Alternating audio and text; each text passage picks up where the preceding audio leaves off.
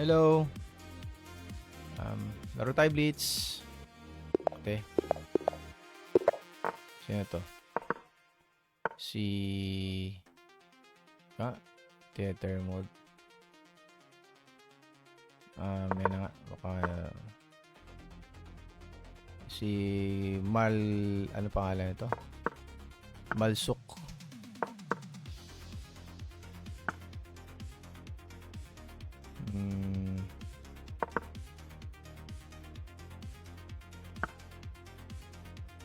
Gasling.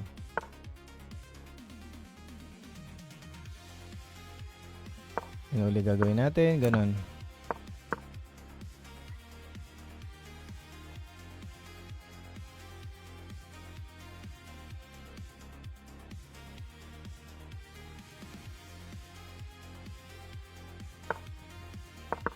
Okay. Tapos bishop. Parang sikip na mundo, kailangan exchange ko siguro tong bishop sa bishop niya. Yung dark squared bishop ko. Paano ko magagawa yan? Ito tayo. Ganon, tas ganon. Yan. Pai kaya siya.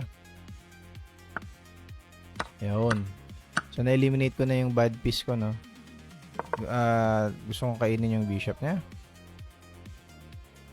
Pero malakas kasi yung knight yan, eh.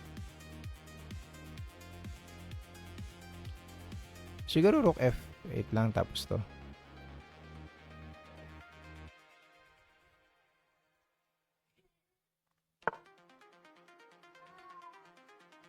Yan ako dyan. Dito tayo. Activate ko yung rook. 5.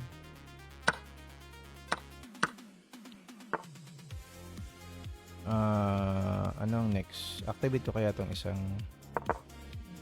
knight.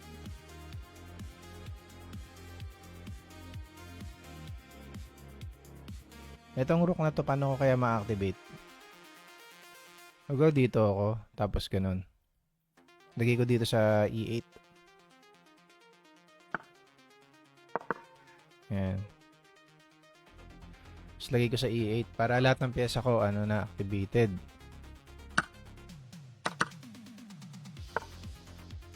Wala pa naman doon, no? Gusto niya mag-invade doon. Arangan ko dito, baka mag-invade ng knight.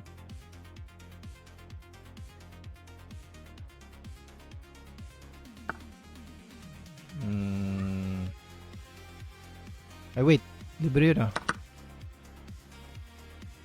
Libre yung pawn, eh.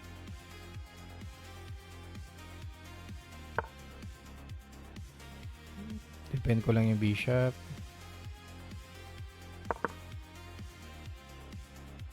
Bishop knight pala. Ano tayo? Ay, may ipipin ako doon ng bishop. Ka-align yung ano. Wala na. Ano na ako dito? Advantage ng... Siguro dito na lang yung ano. Check muna tayo.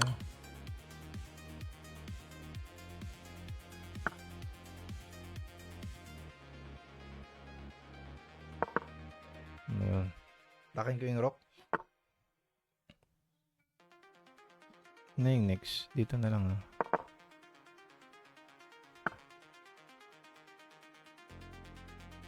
Anong gagawin dito?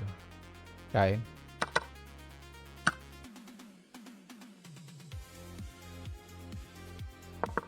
Kain ko na. Ay, shit.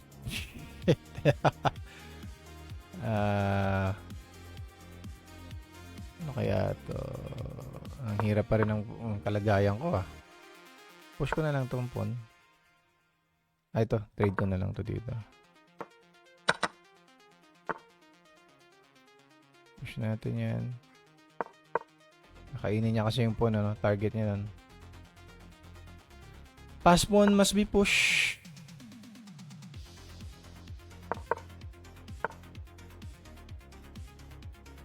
Pass pawns must be push. Bakit tayo doon? Ay, kakainis. Sabayin ko na kaya. Mamaya. 40 seconds. Depend ko muna to. Nakainis, kailangan alisin ko tong. Pwede ko na siyang i-push, di ba? Alisin ko muna.